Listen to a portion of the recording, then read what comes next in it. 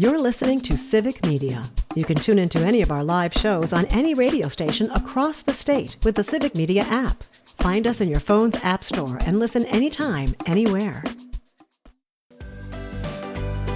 Good morning. Welcome to Matt Nair on Air. Jane Matt Nair, Greg Bach, Calvin Buetenoff, coming to you live from our home at Radio Park in Racine. You can always join us. Call or text. The number is the same at 855-752-4842. Leave a comment if you're watching on the live stream on Facebook, YouTube, and what used to be Twitter. Already Friday. What? I know. Oh, my goodness. Thanksgiving is going to be here in just a couple weeks. And then it's going to be Christmas. And yes. then it's going to be, then this time next year, we're going to be like, Thanksgiving's coming up very soon. Yeah, right.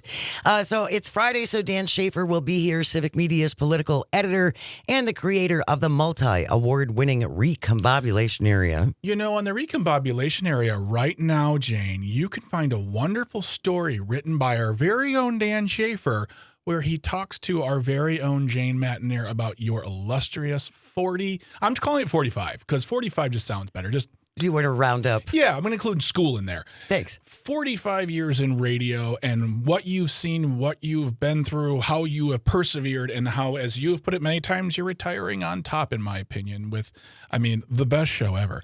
And the best co-host and producer by far. But I will have that story in the show notes, and you can find it also by going to the Recombobulation Area. You can find it by going to Civic Media. Follow us. Go on all the websites. Check us out. Put us in your life, civicmedia.us. But it's a wonderful story. We've been getting compliments from in and outside of the organization. Dan did a really, really nice job. Well, he had a great subject with which to have a conversation. Oh, stop. Yeah, compliments. Yeah. So Dan's going to be here to recombobulate many, many things. We're going to talk about sports betting, the proposal now, that's what could go wrong. The raid in Chicago, we mentioned this very briefly yesterday. They used a Black Hawk helicopter in Chicago to rappel down and bash in people's doors. And there have been no charges after that. It was full of Trente Duagua gang members, Greg. Yeah, some of them as young as 3 years old. Yeah, and no charges have been filed about that. None. We're also going to talk about the new hemp laws that we discussed yesterday with Aaron Kelly from Kelly's Greens in Wauwatosa. If you use CBD products, gummies, cupcakes, all that stuff, seltzers like I do, they have a year. Well, it hasn't been signed yet, in my opinion, if I'm saying correct.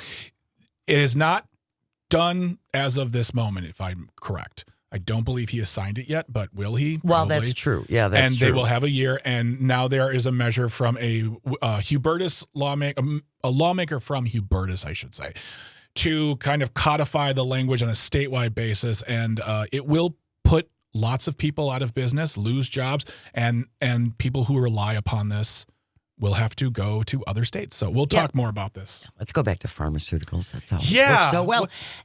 What's wrong with Percocet, baby? For audio sorbet today after the 10:30 news, where we get away from the news and talk about other things. Yes, I'd love to do that. Today for sorbet, we're going to talk about bye-bye, Penny. I guess a nickel for your thought. All the prices are going up. Groceries, gas, my thought prices are going up. It used to be 2 cents. Now I got to pay $5 to get. Now it's a nickel for your thoughts. Thanks, Biden. No more pennies. They're not making pennies anymore. And then we'll wrap up the show as we always do with This Shouldn't Be a Thing. Today it's This Bud's for You edition, if you like. That's all coming up a little bit later on. Wanted to start off with this news this morning from Wisconsin Public Radio. The headline, Joe Schultz with the byline, Our Hearts Ache, Oshkosh Defense to lay off 160 workers. Local UAW president says the Oshkosh Corporation must stop forgetting about your workers here at home. This was just announced. They will lay off about 160 workers early next year. They say the layoffs are a response to overstaffing in certain production areas.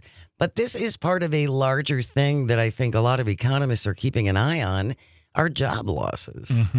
And from Forbes magazine, job losses mounted in October as employers struggled And Wall Street projects grim job market. Yeah, we've lost already 1 million jobs this year. Yeah. This year. And look, I understand free markets and I understand business is business. I understand that things need to be done. But really, this is a company, this is an Oshkosh, this is a big company that employed a lot of people, and they did defense contracts. They have business with the government. And call me naive or whatever you want to call me. People have called me worse or better. But where was Senator Ron Johnson defending all these? Yeah, well, looking out for this company, defending these jobs, defending a U.S. military partner. Where was he? He was on Maria Bartiromo's show. He's got priorities, Greg. I did not hear the first line where it says because of overstaffing, and I get that.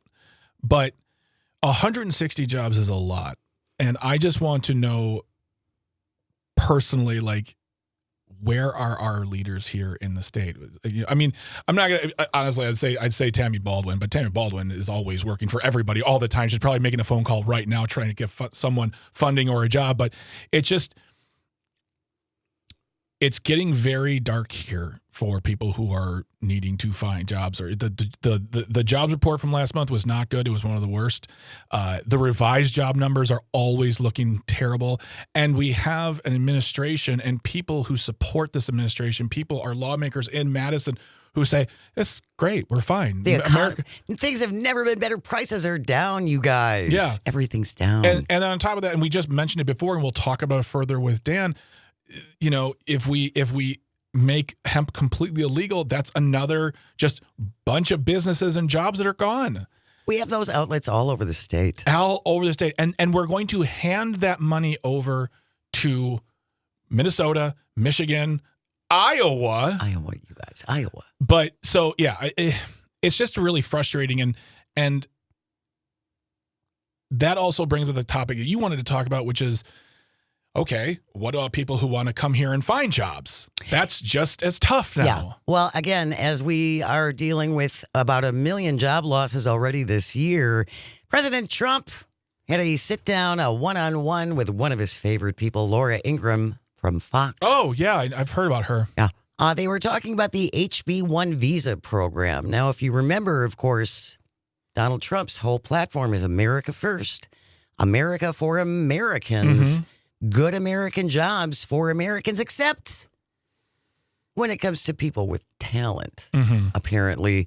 Calvin, let's play this clip, please, from Donald Trump talking to Laura Ingraham about the HB1 visa program. Does that mean the H-1B visa thing will not be a big priority for your administration? Because if you want to raise wages for American workers, you can't flood the country with tens of thousands or hundreds of thousands of foreign workers. You also do have to bring in talent. We have plenty of talented people here. No, you don't. We don't have talented people here? No, you don't have certain talents, and people have to learn. Okay, so really quick, I just want to, because the H-1B visa is said a lot, and I think there's some confusion over what that is. Yeah, and I wanted to just read the actual definition. It's a temporary work visa for U.S. employers to hire foreign professionals in specialized occupations which require a bachelor's degree or higher. These are specialized workers. They are sought after, or maybe they're bringing someone in from the London office or the Dubai office into America. These are specialized visas made for that. And at the time, before the Trump administration took over again, they weren't easy to get, but they were easier to get because it was sought as bringing people in to do good work here in the country, to do great, to fill in gaps, add to the economy, all of the things that make an America great again. But now they're making it even harder. But the president doesn't think we have talent here. I thought we were the best. Kevin Lynn, the executive director for the Institute for Sound Public Policy, says the number of foreign experts who come here to train U.S. workers is small. They usually arrive on L1 or B1 visas, which can also be misused for cheap labor, like we saw with Hyundai and Infos. The H-1B, mainly an outsourcing and American worker displacement visa, used for white-collar jobs. Trump keeps missing this distinction. Again, this from Kevin Lynn, the founder of U.S. Tech Workers. He says this is bad messaging on an issue that is highly sensitive with his base and U.S. workers facing a weak job market in those sectors. Yeah, MAGA is very angry about this. Well, they also changed it that there's a $100,000 fee to get the H-1B visa. Well, there are some exceptions, though. How so, Jane? I believe if you made a donation to Donald Trump in some way, shape, or form, you might get an exception for your business. Oh, you can also get I'm guessing. I've also heard if you make donations to the MAGA party, you can get exemptions from tariffs, Apple. It comes with all sorts of perks when you give to the Trump administration. It does. You can fund our military. You can get pardons. You can get moved to a special prison. There's all kinds of perks if you make donations. It's really just a matter now of we're ending the first year of this second term for Donald Trump, and I ask his supporters who may be listening to us right now, you can text it, call 855-752-4842 or 855-75-CIVIC. Text it in, leave a voice note. Tell us how any of these things we've been talking about for the past year have tangible,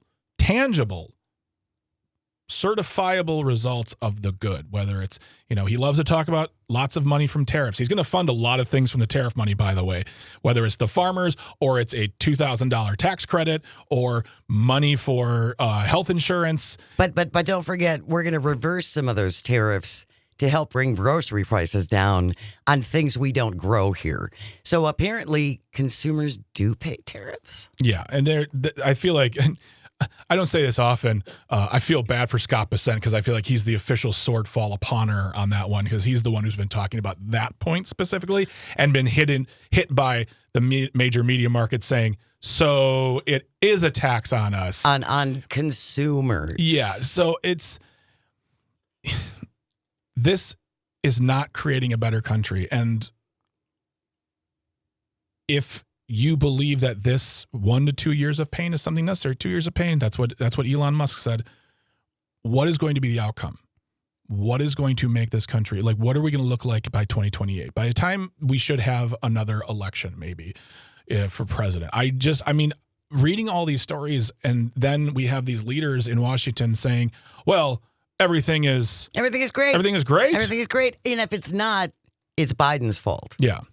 But everything under Trump is great. Mm-hmm. Perfect, actually. Yeah.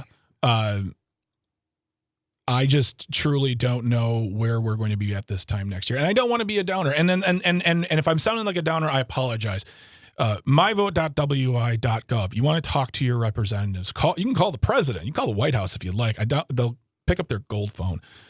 Ask them questions. Tell them how you're feeling. Tell them if they're doing a good job, a bad job. But honestly, ask them why these policies are going to make us better and how have they made us better so far, and demand. And if you get an answer, if you get someone to answer, let us know. Demand proof. I want data. I want a story that says, hey, this thing created this thing because of Donald Trump. And if that's the case, cool beans. We'll celebrate that. I'm on board. I want us to win. We would love to be able to celebrate some things. Yeah.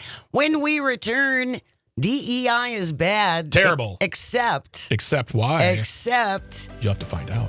Yeah, stay close. All the details on the way. You're listening to Matt Nair on Air. This is the Civic Media Radio Network. You're listening to Civic Media. Stay up to date on the latest news and information for your local community and Wisconsin by signing up for our free email newsletter. Visit civicmedia.us/email to get started.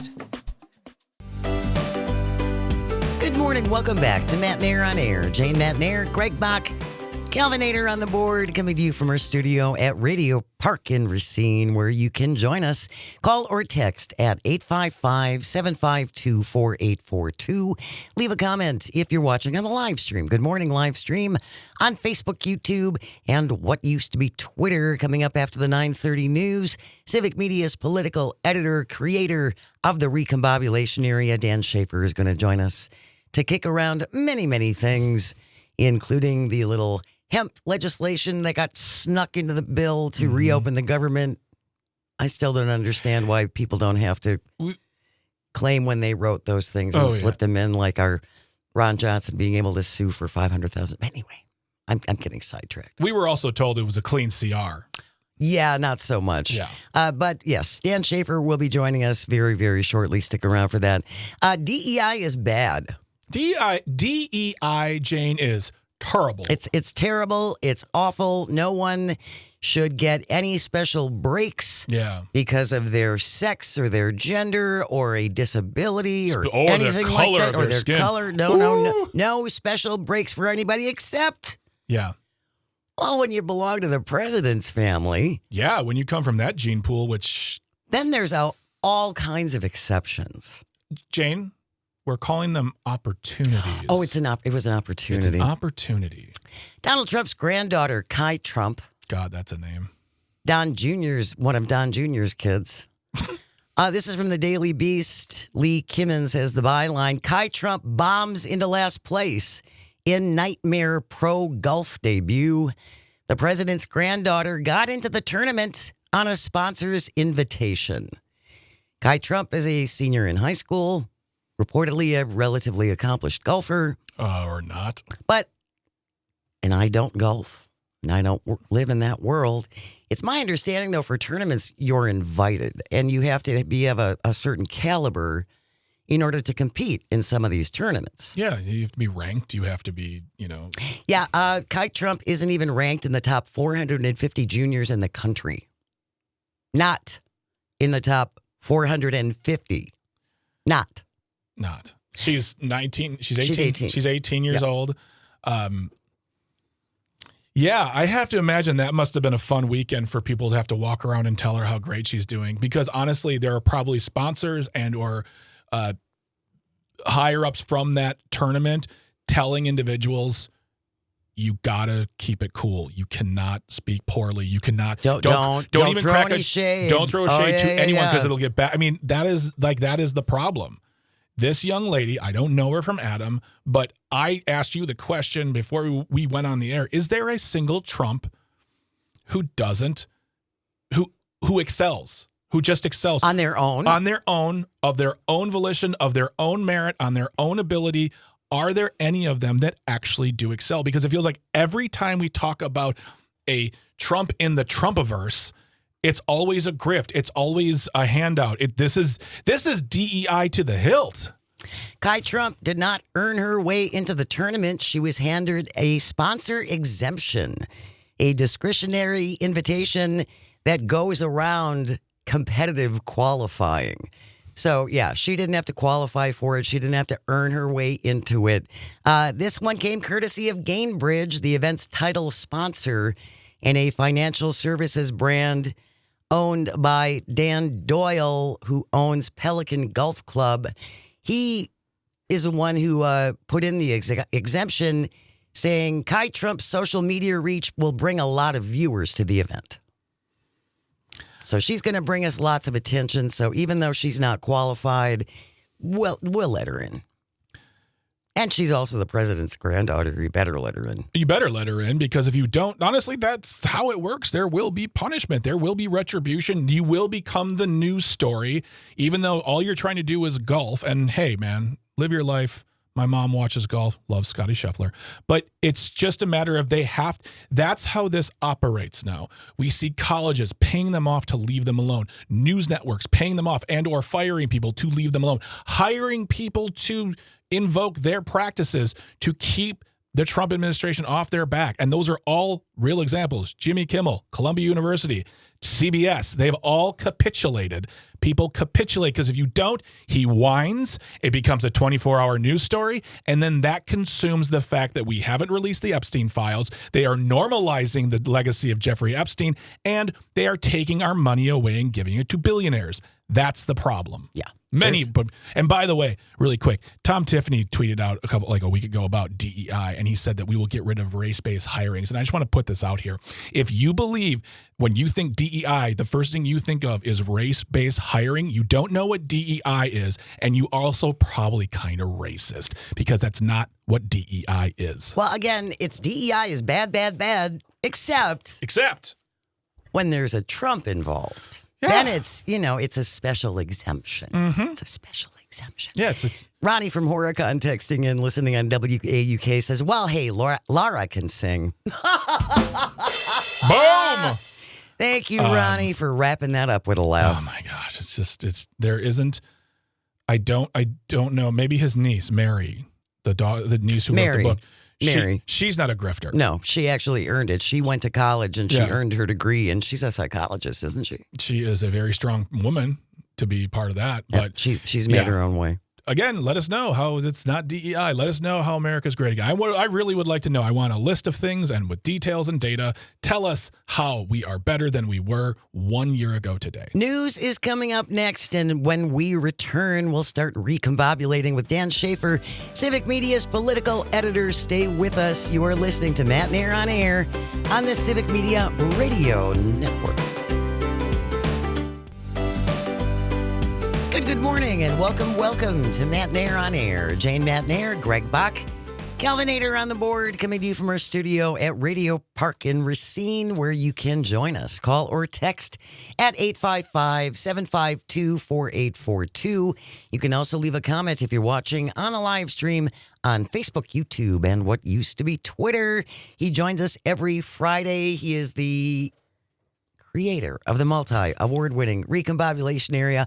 Also, Civic Media's political editor, Dan Schaefer, in studio with us. Good morning. I'm here. I'm ready to recombobulate after a discombobulating week. No doubt about it. Oh my gosh, yeah, so much news. So much news all the time. There haven't been any non-discombobulating weeks. Can we just have one chill Wouldn't week that be nice? ever? Where nothing happens? Where Dear nothing the world, happens. Chill, man. Yeah, We just give us a week to catch up and recombobulate Do ourselves. a week of audio sorbets. Oh my gosh. Yeah. All audio sorbet all the time. Yeah.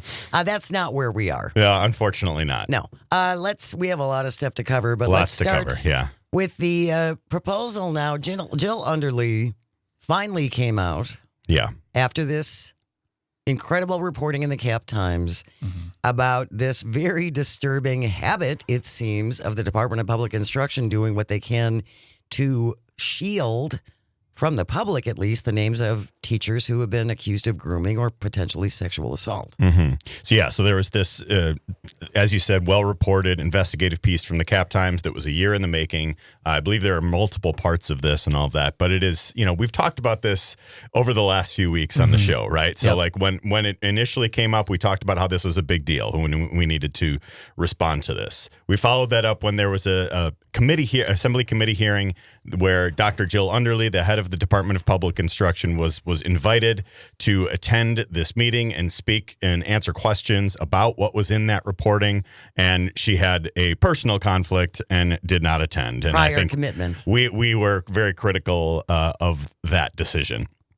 But she did eventually show up, and she did eventually answer questions from folks in the assembly. She has proposed a series of kind of internal reforms at the Department of Public Instruction, creating some more transparency about these, how the department investigates these cases of grooming or sexual misconduct or whatever it might be. I think this is good. Not bad. And it was starting to look like this situation that good investigative reporting should lead to, where people take it seriously in our government and hold a legislative hearing, and people in charge of these agencies answer questions and recognize that things aren't maybe working as well as they should be and propose reforms. And things were heading in the right direction. And there was actually even a bill that was getting some bipartisan support going through the legislature to really make some definitions on what grooming is and how that can be a crime. And give these things some teeth. Yeah. And give these things some teeth. And so I think that kind of was unfolding in the way we would want it to, right? I just want to add something really quick in that timeline. I would like to point out the absolute and deafening silence from the Democrats until we found out about the hearing, Jill Underly not being able to show up, and then the reforms. But there was nothing coming out from anybody. Tony Evers even did a shrug, like, I hadn't heard about certain things. Yeah. Like, dude, I'm sorry. That was You're joining a league of lesser politicians when you say things like that. And the Republicans made no waste of time jumping on all of it, including the lack of response or anything. So that's a big, for me personally, that's a big part of this whole story, is that the Democrats stood back and go, if we say nothing, Well, then nothing will happen. Well, that's what got you in the place here to begin with. So It's just the head in the sand Bidenism that has infected the entire party, I think, in a lot of ways. And I was frustrated seeing the governor's comment on that. But again, minor frustrations aside. Yeah. Things were progressing. Things were starting to progress in the right direction. Yes. I would say until, I believe it was Monday, or maybe Tuesday. Tuesday. So State Representative, and I apologize if I get the pronunciation of this name incorrect, Pivovarczyk. Okay, there you go. Pivovarczyk. I had to learn that yesterday. Okay. So he is a state representative in one of the reddest districts in the state in northern Waukesha County. He is also the co-editor, I believe, of the conservative publication Wisconsin Right Now. Okay. And he had a Facebook post up saying, and I'll just quote it directly here. The Wisconsin Department of Public Instruction, which employs more than 600, is consistently proven to be a complete failure. Here's my DPI plan. 1, pass the bill authored by Representative Nedwesky criminalizing grooming. 2, direct schools and school boards to request their local law enforcement investigate cases of sexual misconduct and grooming by teachers. I believe that's already happening. 3, turn over teacher licensing to the Department of Safety and Professional Services. And 4, and this is the real problem here, eliminate the Department of Public Instruction. There it is. Well, that's been the goal. He should have led with that the entire time. Well, yes, because that ultimately is the goal of the Republicans. In my estimation, they want to kill public education as soon as possible. I mean, we're seeing it at the federal level, trying to get rid of the Department of Education. Yes. And eliminating the Department of Public Instruction, I think this really scuttles the whole thing, because this makes it a hyper politicized version of what should just be an honest investigation. And now I think there was, some liberal skepticism about this reporting, about the investigation of it, saying, oh, this is a sideshow. This is just a way to attack public education, which I kind of don't really agree with, because this was good reporting and whatever. But if Republicans are making the leap from let's respond to this by, setting some standards around grooming, investigating what's happening at the department, asking for changes, if they are going to make the leap to eliminating the entire department, it is going to undercut the validity of that entire argument. And I think this is what's happening here with this proposal from this state representative and co-editor of one of the more prominent conservative publications in the state. I think Republicans should be furious with this representative, because it is scuttling what is an honest thing. And I think Republicans are seeing a way that they can have an edge, on kind of education as an issue going into the midterms, going into the governor's race and whatever. I think Democrats should be jumping all over this. I think Republicans should be furious with this state representative. I think this undercuts Republicans' entire argument that this is about grooming, that this is about the reporting from the Cap Times, because they're just putting it as a means to an end of what they were always wanting to do and attack public education. And kill public schools. If you're just joining us right now on Matt and Air on Air, we are talking to political editor for Civic Media and founder of the Recombobulation Area, Mr. Dan Schaefer, and we are discussing the ongoing episode of the DPI and the story that came out of the Cap Times a few weeks ago, which uncovered, I hasten to call it, or I hesitate to call it a scandal or a cover-up, just because I don't know what those titles mean in far as reporting goes, but the fact that many hundreds of reports of grooming and possible sexual assault were kept from the public because there was no real plan on how to investigate these problems, as we were seeing in the story. And now, Jim Pivovarczyk, who is a representative of, I believe, the 29th district, which is Hubertus. Remember, learned this yesterday. He wants to collapse the DPI. And I think the thing for me is that, you're right. Those first few lines, yes, these are measured, logical pushes forward to getting a better Department of Public Instruction. But that last one just magnetizes it. It allows people from outside the state to latch on to say, we're getting rid of the Department of Education here, and in Wisconsin, they're doing the same thing. Thanks, sir. We appreciate your work. And it's also one of those things where you say, get rid of it. Okay, then what in its place? Right. Well, that's not for me to say. I just want to get rid of it. Well, what's your plan? I don't need a plan. I just want to get. And the thing is, if you do the last, you really can't do the first ones anyways because Well, there's no no reporting. point. There's no mechanism. There's no reporting Yeah. agency. And as a side note, I just want to say this, and we touched on this earlier. Fine, you want to define grooming? You want to protect our children? I'm all for it. I want our children to be protected. Yeah.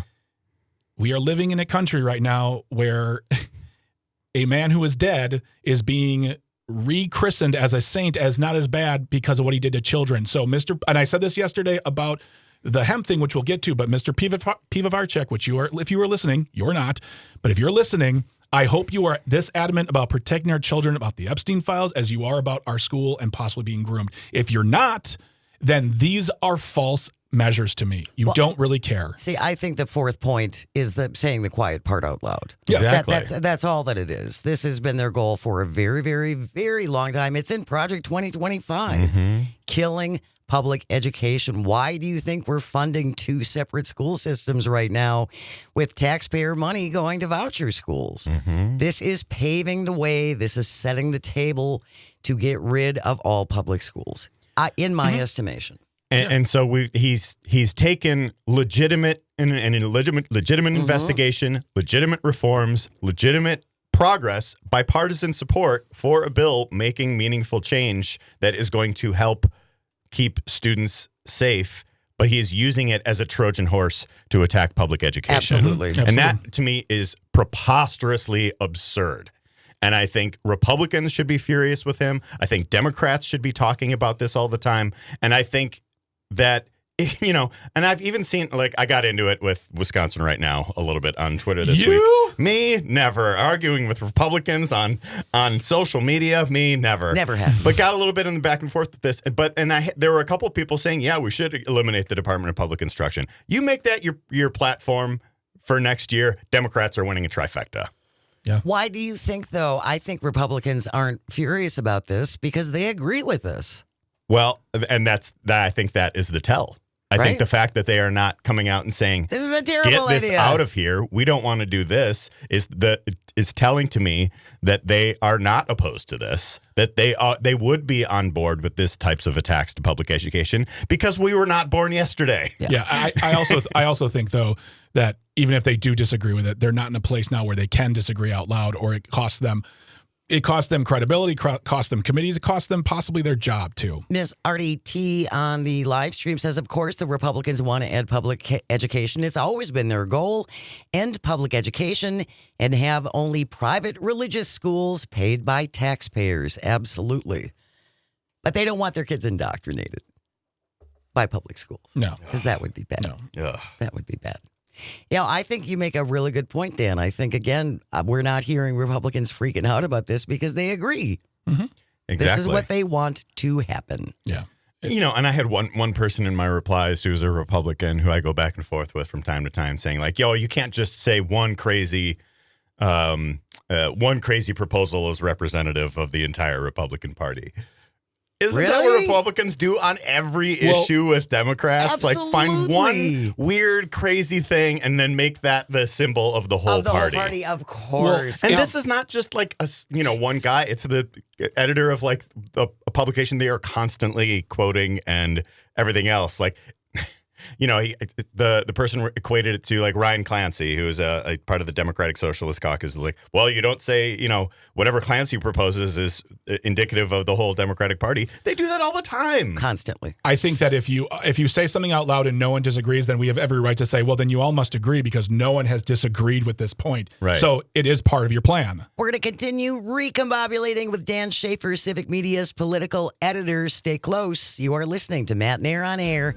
This is the vast, statewide, countrywide. You can even pick us up around the globe on the Civic Media Radio Network. You're listening to Civic Media. Find the latest news, information, and archives of all your favorite shows on the Civic Media website, civicmedia.us. Good morning. Welcome back to Matt Nair on Air. Jane Matt Nair, Greg Bach, Dr. Slide on the board, coming to you from our studio at Radio Park in Racine. You can always join us. Call or text at 855-752-4960. 4842. Leave a comment if you're watching on the live stream on Facebook, YouTube, and what used to be Twitter. It's Friday, so we are joined by Civic Media's political editor and the creator of the multi-award-winning Recombobulation area. If you don't subscribe yet, you should. Dan Schaefer is here to talk all things going on in Wisconsin and beyond. Let's talk about sports betting. Betting. I'm too cheap. I don't gamble. I work too hard for my money to see to see it go away that quickly. You're not headed straight to Potawatomi after the show today? I am not. In fact, one of the last few times I was in Vegas, there's that scene in Ghost where Whoopi Goldberg is handing over the check to the nuns for $2 million, and she doesn't want to give it to the nun. That's how I felt when the guy was taking my money and shoving it down the table. It's like, I want my $50 back. I want it back. But there are lots of people who love to gamble. People like gambling. They love gambling. It's everywhere now. Yeah. And I'm a big sports fan, and I'll play like fantasy sports and stuff like that, but I'm not really a gambler when it comes to... Well, I mean, they're betting on everything. Yeah. There's so many, so this explosion of just like the online sports betting with like DraftKings and FanDuel and like all of these different ways that you can wager on every last thing that's happening. Like the way Is he gonna sweat? Pro sports have embraced it. And, there are scandals in the NBA and Major League Baseball and all of that.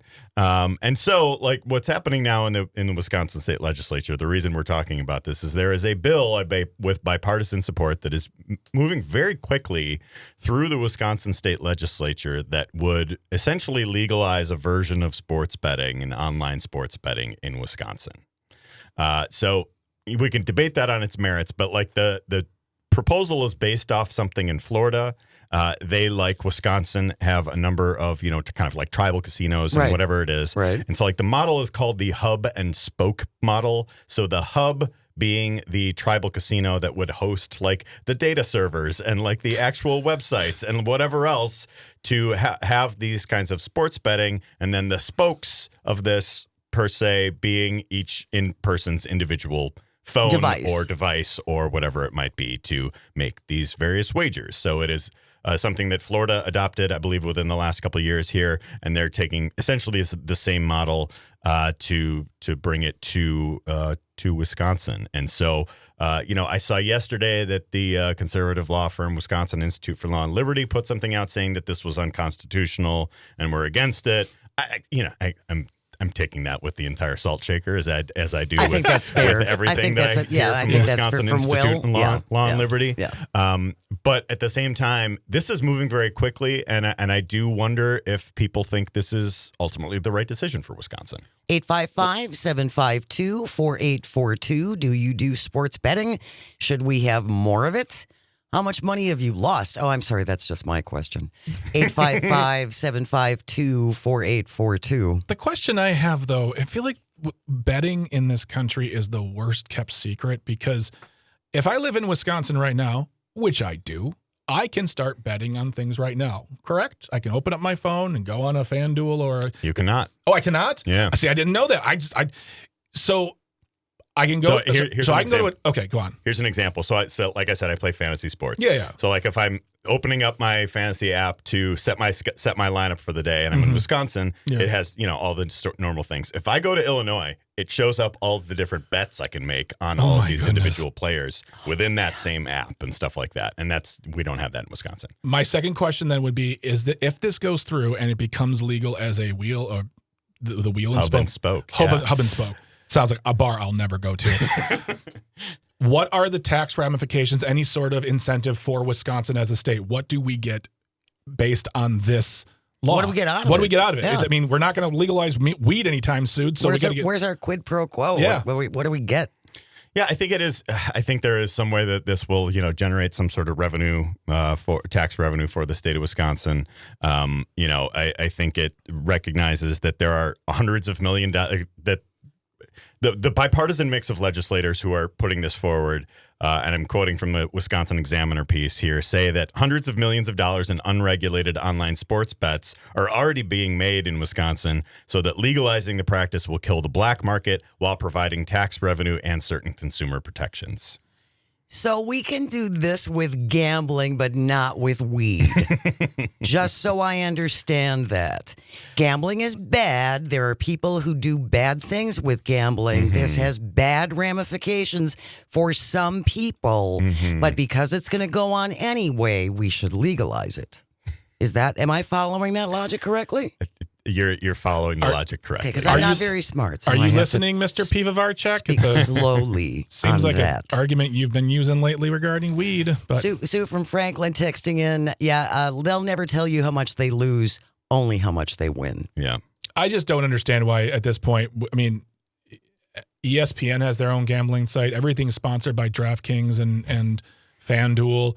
Just make it legal. It's already legal in the wink nod sense. Just make it legal. Why not? Well, and Governor Evers took steps a few years ago to basically you can bet on sports, but you have to be physically at the casino. So like if I go to Potawatomi, so you can't do it over your phone. So if I leave the show today and drive to Potawatomi, I can place a bet on the Packers for the weekend. And then go back to Potawatomi to collect when the Packers blow it. But Dan, I heard they would have a really good chance of winning this weekend. They don't. They tied the Cowboys. Again, when you're creating all of these loopholes or these little workarounds, then is it to make yourself feel better? Well, he's not gambling at home, guys. He had to go to the casino to do it. So we're good there. This is just ridiculous. I guess bookies are celebrating all over the place. I'm not sure who gets the big win out of this. The companies do. The corporations. News. I'm so shocked.